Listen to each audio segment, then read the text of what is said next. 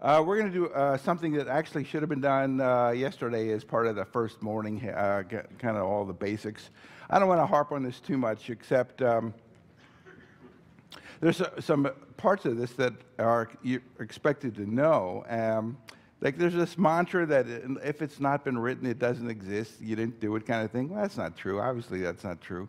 Dr. Henry will tell you that the way you respond to, well, you didn't write it down, doctor, is, well, it's my usual and customary practice when I examine somebody's eyes to do this, this, this, and this.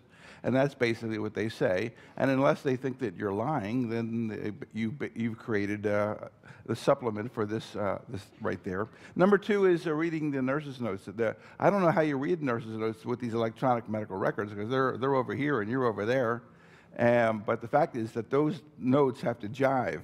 There can't be things on the nurse's notes that don't necessarily agree with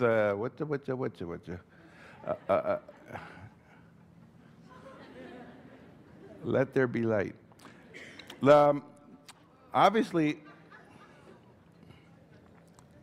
Obviously, if there is a conflict between what the doctor's writing and the nurse is writing, basically that has to be resolved. If the person, and so the nurse says patient's lethargic, or the child's lethargic, and the doctor says, you know, not on my exam he wasn't. So the idea is that those conflicts have to be resolved. So basically the doctor writes, at my assessment of the child at this time, the patient is alert, active, playful, happy. So basically just undid the nurse's note that said lethargic and ready to die. Circle the abnormal vital signs. Well, you can't really do that, can you, with these electronic medical records? Maybe you can make a little asterisk there. But you need to know that person with the back pain's got 100.4 fever. And so basically it acknowledges that I, who's taking care of this patient, know that this person's got high blood pressure, fast pulse, or a fever, or some combination of them. And so I acknowledge that I have seen this stuff on a paper chart. You would basically just put your initials and maybe time it, and that means, cool, I got it. How do you do it on an electronic record? I'm not quite sure. Maybe there's ways to do it. Maybe there isn't. Obviously, you don't want to create records that are larger than life. And this is kind of becoming a big deal now, because I don't know if you saw the New York Times analysis of what's happened to level 4s and 5s in the emergency department since the initiation of electronic medical records. They have gone through the roof. So the percentage of 4s and 5s have gone like that.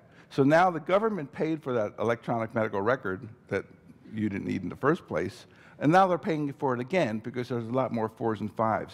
So there's going to be, CMS is basically saying, hey, there's an issue here. And so there's going to be the audits of the 4s and 5s, because it's so easy to create a record larger than life with all of these macros, all of these cuts and pastes that create something that you never did. So that's one of the risks of this, and you really don't want to do that. You don't want to lie on the record. And you know, one of the most primitive examples of lying on the record is this idea of you know, putting down Perla. Most of the people understand that you don't put that down anymore, because the A means accommodation, and like Greg generally says, nobody knows what accommodation means nor how you test it, but you put it down. So, doctor, this part of the record is, I guess, an exaggeration. What other parts of the record have you chosen to exaggerate? The Joint Commission basically wants times put down, and these electronic medical records create timestamps up the kazoo, but if you're still into paper, T-systems, things like that, the times are important. And when you get into lawsuits, they basically create these time flow charts that basically try to account for everything that you did and when, because often the issue is, we had a lawsuit in our hospital, and one of the issues was, when were the petechiae recognized? Obviously, we're talking about a meningococcemia case, and it was thought that when the petechiae were recognized was essential in the treatment of this patient, and that as soon as these petechiae were recognized, this patient should have got a ton of antibiotics, and that would have made a difference. The fact of the matter is that's not true, and once petechiae are noted in meningococcemia, you are likely to be dead shortly thereafter.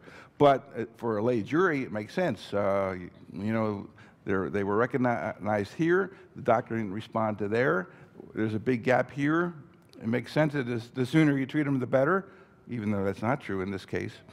You have to put down these times. Here's charting interval progress notes. This is one of the most important things I think you can do. You have to do history and physical, but what about what's happening during the 2 or 3 or 4 hours that this patient is here? And the interval progress notes basically are timed, and that basically say, you assess, is the patient doing better? Are you feeling better? What are the lab tests showing? I did speak to the patient's doctor, and this is what the doctor said. I did review the patient's record, and this is what I found in the record as you create this timeline of what you did during that person's 4 or 5 hours there. And when there is no timeline, it's history physical. This position, it's kind of like you have to reconstruct all of this other stuff. So it's in your best interest to create a really nice timeline of, I went back and saw the patient, they seem to be doing better, the abdomen was less tense, So that's clearly as important as doing a history and physical is the interval progress notes as the patient progressed through their stay in the department. Here's one that is really important, because if you are a PA or a nurse practitioner, and you ask a doctor to come see a patient because for whatever reason, you better ask that doctor to make sure that doctor writes a note in the chart. And I know for a fact that that does not happen very often, and I can tell you, if Greg hasn't done it already, that there are more and more lawsuits happening between advanced practice clinicians and physicians, where, in fact, one is getting pitted against the other. I told the doctor this, and this is what the doctor did, and the doctor says, I don't remember that patient. That patient was 4 years ago. I don't remember. Doctor wrote nothing down, so they're basically going to start telling stories about each other. So you don't want that. You want that doctor, when they see that patient, to write a note down. They don't like to do it? Tough. Just ask them. It should be actually a departmental policy. So if I was the director of the department, I'd say I would make that happen. But I'm sure in some of your departments, it's kind of left up to the discretion of the doctor, and that's not a great idea as a risk management process for the department as a whole. Here's that list of the do not use list that the Joint Commission came up. You're expected to know this and follow this, and when the Joint Commission comes around and they find mistakes, you don't want it to be your chart that's got these mistakes on it. So as an example, you know, it's kind of nutty. We used to write down MS all the time. You know, 4 milligrams, person's got a broken something or other, and you would give it. Now, apparently, they think that MS can be confused with Mg, magnesium. I'm not quite sure when magnesium got to be known as an analgesic. We're going to give 4 milligrams of magnesium for this broken bone, but some idiot did that, and the world got painted with this brush of, well, we're going to stop that. Everybody's going to do it this way now. And here are some of the others. Obviously, some of these really make a lot of sense. Like spelling out magnesium sulfate is not one of them. But the idea about no trailing zeros, you can certainly see how a mistake could be made in terms of a dose if you didn't have a trailing zero. 2 could be 20 kind of thing. Or putting the zero in front, as it's noted in lack of a leading zero there. They also don't like these QDs and QODs and all those kinds of things. They want you to spell that out. I have no idea why. And there is this thing about IVs. IVs now have, there are no keep open IVs anymore. KVO IVs don't exist. You have to specify how much over what period of time. That's it. There's no leeway on that at all. Late entries, these are cool. These are always self-serving. They're always put down by you to make you look better. But there's a way to do that, which we all basically should know. You put down the late entry, you put down the time of the late entry, you sign the late entry or you initial the late entry, and you indicate it's a late entry. And it could have been done an hour later, it could have been done a day later. It's a late entry kind of thing. It's pretty straightforward. Alteration of the charts, Greg will tell you story after story after story about people who have altered this chart. This is a legal record. This chart has been altered to make you look better because you think you made a mistake, and now it's going to go that chart's going to get, some lawyer's going to see that, so you just go back and change that part, that kind of thing. And there's so many ways that they can find out that you have altered the chart. And once you've altered the chart, you are viewed as a liar. And your credibility just goes out the window. So this is Emergency Medicine 101. Don't alter the chart, making it look like it said something else that it that it didn't. This is a little bit about the CMS and all of these kinds of things that they want you to collect. They want the department to collect it into some kind of computer database, but you are the agent of doing these tasks. So you need to know what these tasks are so that you can get them done in a timely manner. Median time from the arrival to departure for discharge patients. They want to know how long it takes for you to get a discharge patient out of the department. Average, at our hospital, the average is 2.5 hours. From the time the patient arrived, the time they left the door, it was 2.5 hours. Our goal was 2 hours. And I know for a fact that there are departments in here that can do discharge patients in an average of 2 hours or less. It's not unreasonable. It was the goal for Catholic Healthcare West, which is 40 hospitals in the western United States, of which we were one. The time for admission of the time to admit patients from the time they arrived to the time they left the ER was going to be 3.5 hours.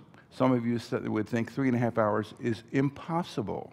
Impossible to get a patient out in 3.5 hours. Well, the important issue here is once you've held the patient and done your work and the patient's there for 3.5 hours and you've told them that the patient's going to be admitted, all of this time after 3.5 hours, your nurses are doing work, doing vital signs, writing notes, and you're still responsible for the case, kind of thing, so you're writing some notes, and we get no credit for that. They may be there 2, 3, 4 hours waiting for a bed to open up, and the fact is, all of that nursing work, you get no credit for it. And so the idea is, we used to start keeping track of, patient was here, we would give them 1 hour to bring the patient up. From the time we said to admit the patient, you get an hour to get them out of here. And every hour thereafter, you were responsible for that hour. We want that time back that our nurses are burning up because you can't get your act together to get these patients out of there.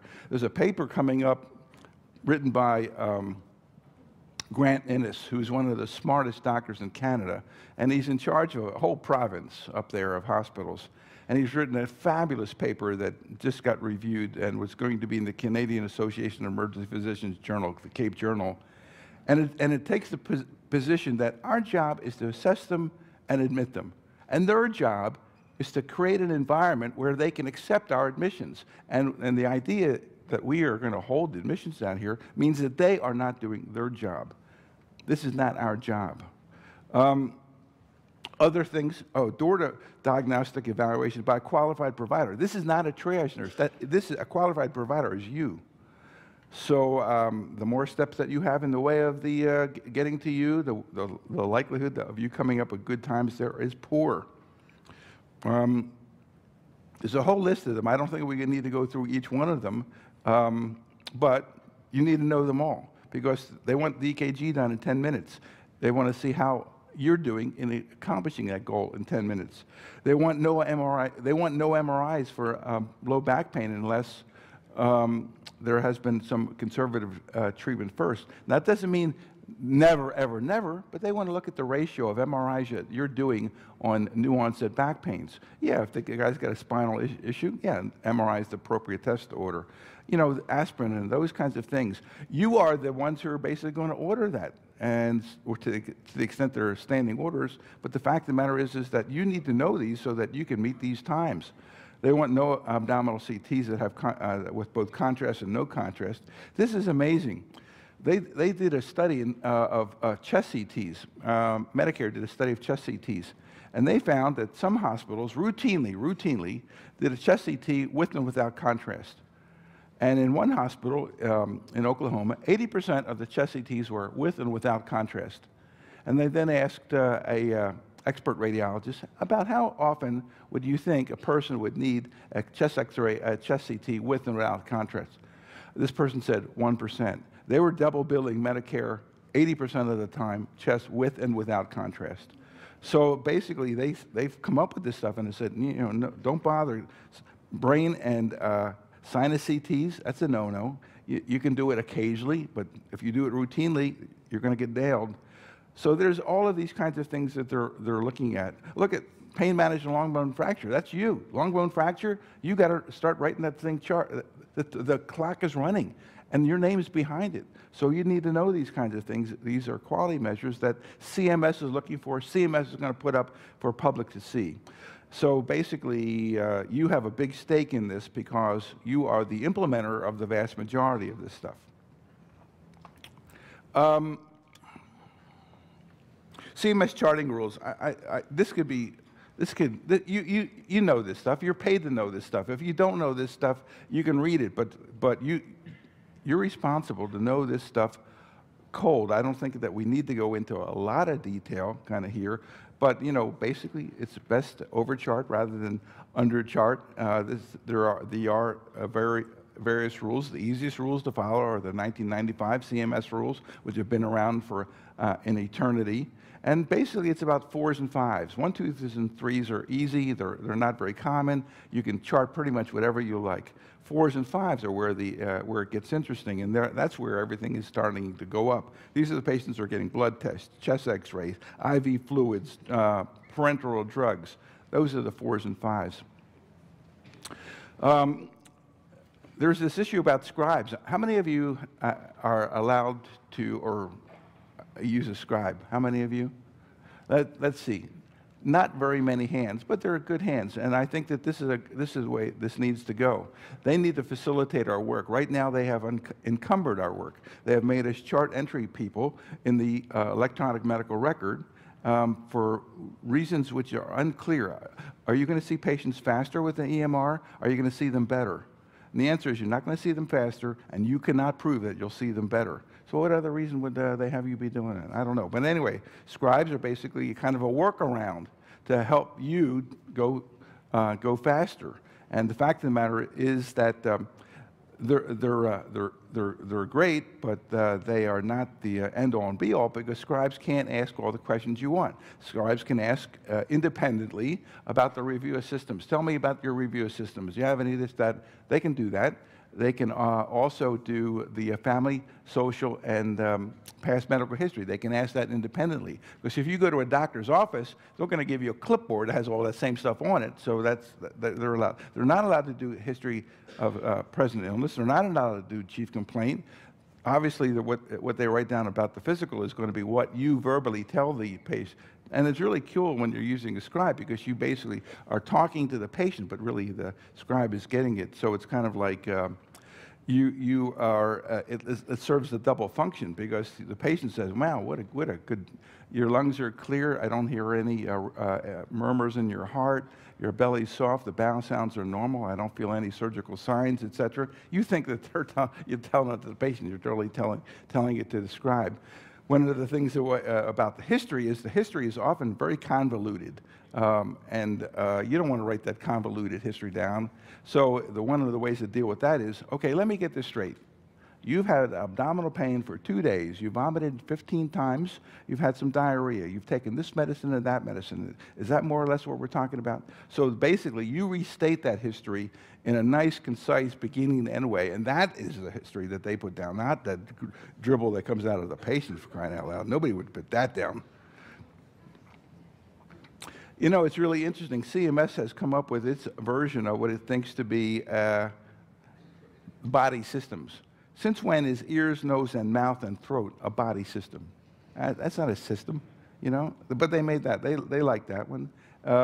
So you have to follow the rules. There's 14 of these systems that you're going to be theoretically looking at least to some degree. Interestingly enough, to get a credit for doing any one of these things, like you put down the skin, you could put down skin, and you could put down normal. You don't have to put down anything else about the skin, hydration, the color, anything. You only need one entry in any of these to get full credit for it from CMS. However, obviously, that would not result in a very credible history and physical from you in terms of conveying information to another doctor or defending your record.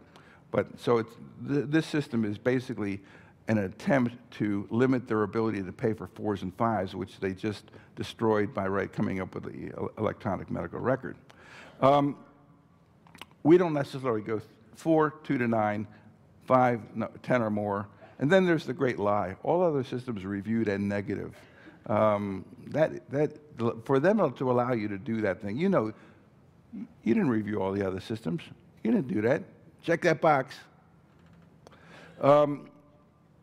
This is what the scribes can help you with: family, social, and past medical history. 4 requires 2 of those, 1 of those, and a 5 requires 2 of those. But these are no big deal because, technically speaking, under social history, you could put down doesn't smoke. That's it, done. You get the full credit. It's not a good social history, but you get credit for it. The physical exam this is their version of a physical exam. These are the so-called systems. There again, here you go: ears, nose, mouth, and throat. 4 needs 5 to 7 of those things, and a 5 needs 8 or more. Basically required that you know that. Medical decision making is what drives the chart. You could have, you could do a level 5 exam, family history, social history, review of systems, all of those kinds of things for a sprained ankle, and you should not get paid a level 5 for a sprained ankle because of this. Medical decision making drives the 4s and 5s and the level of service that you're going to be billing Medicare for and an insurance company for. So there are 3 elements in terms of medical decision making. Actually, the chart should be done backwards because the medical decision making says this is a 4, this says this is a 5, says this is a level 3. Anyway, the first thing is the number of possible diagnoses that you're going to be considering and the management options. Well, ankle sprain, the diagnostic options are ankle sprain, then ankle sprain. That's about it. And our treatment options are, we're going to give an ACE wrap, which is basically treatment for the head rather than the ankle, but a little patient has to have something on the ankle. We're going to give them crutches. So the idea is there's very little here in the way of possible diagnoses and therapy. The amount of data that you're going to look at. Are you going to look at EKGs, lab, past medical record? You talk to the family doctor about, that's a lot of data that you have to assimilate. So that's pretty cool. That helps drive the level as well. And lastly, the risks, significant complications, morbidity. Does this person have emphysema, diabetes, high blood pressure, high cholesterol? And by the way, they have chest pain, which you're going to be treating. The more of those that are there, the more complexity there is in terms of risk that has to be taken into consideration. So here's, I pulled this out of a CMS. This is kind of what they think you ought to be writing. You know, I don't know. This is an example. Here's the things which you ought to consider putting down in your chart to augment the fact that this patient was pretty sick. I wrote a prescription for this person. I looked at the x-rays with the radiologist. You get extra credit for that. I looked at the x-rays by myself rather than just looking at the report. You looked at the x-rays. You get extra credit for that. In this process. I consulted with the family doctor. You can't just put down, I consulted with the family doctor. You have to put down, I spoke with Dr. Jones, and he said this patient has had 15 angiograms and is on this medicine and that medicine. He's had this complication. So you have to summarize what you talk about. You just can't say I talked with Dr. Jones. Review of old records is the same thing. You can't say I reviewed old records. You have to say old records reviewed, angiogram in 1962, triple bypass, and you have to summarize it distinctly so to get credit for that. Family conference. You can't say I talked to the family. You got to say what do you talk to them about. Grandpa is not doing very well. We're going to give him some palliative treatment, but the likelihood of him being able to be substantially turned around is pretty small. Let's make Dr. Grandpa comfortable. That's what you have to put down. Critical care, basically, the first half hour of these patients is given to the government, and then you measure from every half hour thereafter. And basically, it doesn't mean that you have to be by the bedside the entire time. You could be making phone calls to consultants. You could be looking at the x-rays on the PACS. They can be looking at the EKG. But basically, it says this person's going to get pretty much my undivided attention. Aftercare, basically, CMS says no, they don't care about aftercare. It is a part and parcel of our business to do aftercare, and there's computers that spit out these aftercare instructions, etc. I think they're quite important. I think there are a couple of things here that we ought to do to help the patients, because the aftercares are not only for the patient, they're for the doctor who's going to see the patient. You're going to see the doctor in 2 days? Okay, let's give the patient a copy of their lab. Let's give the patient a copy of their EKG. Let's tell the doctor that we did a C-spine x-ray. Because if you ask the patient, well, what x-ray did they do? I don't know what x-ray they did. We did a C-spine x-ray. Was the review negative by a preliminary reading by the ER doc, or was that the final reading by the radiologist? This is extraordinarily helpful when that patient goes to a follow-up doctor. You should give them that to take. We put it in an envelope. You put it, you stamp on the envelope patient copy so that there's no potential HIPAA thing if it's lost. And you benefit the patient and you benefit the doctor who's going to do the follow-up of this care. How do they know what you did otherwise? So that's one thing I think a lot of people don't do. I think it really ought to be done. You have to put the diagnosis down so the patient understands it. This is not the time to use your Latin. It's not otitis media. It's a middle ear infection for mom and dad. Oh, it's a middle ear infection. Okay, fine. I thought it was otitis media. I'm glad. You know, it's like, no, don't do it. Make it as simple as possible. And here, to my way of thinking, is the most important bullet of the whole thing regarding aftercare. If the patient has any new or worsening symptoms, they need to come back to the emergency department immediately. If you give them that phrase, it takes all the wiggle room away from them. Anything new, anything worse, come back here immediately. Not tomorrow, not an hour, immediately. One of the problems is that if you expect patients to go to their follow-up doctor if any of these things are going on, well, how do you know that doctor's not in a conference someplace, or that they understand the significance of this patient's needing to be seen tomorrow because you weren't able to get a hold of them when you try to call them today? The safety net is for them to come back to the emergency department if things are new or worse. That's the only thing. The only thing medical conditions do are new things come on. Now I'm vomiting. Now I've got a headache. Now I've got a fever. Didn't have it before. So that's new. Or worse, well, I'm vomiting a lot more than I was before, or my belly hurts a lot more than I was. That's worse. Or it's lasting a long time. And basically, that is, it's often problematic. If you have an ankle sprain, you're gonna have a sore ankle for 3 weeks. For you to send that person to a follow-up doctor in 2 days is almost unethical. That is not going to be any better in 2 days. They are still going to be in pain. So you have to tell them, you can expect this illness to last, this injury to last about 3 weeks. If it's lasting much longer than that, you ought to get seen. That's pretty much it. And you need to know that they have somebody to follow them up. If they don't, it's a delusion to give them a name of a follow-up doctor and assuming that that doctor is going to see them. And lastly, I think you need to know what common medicines cost that you're prescribing for patients. If they don't have the money, then they can't fill the, Augmentin. Augmentin, if you write Augmentin and don't let them do a generic substitution, look at Augmentin, it's still $200. It's almost like 10 Viagra, for crying out loud. But anyway, this is the importance of knowing what things cost, because you have a responsibility to prescribe reasonably for these people, and some of it relates to the ethics of payment. So we'll stop here. I think that's it. No. You don't need to do that.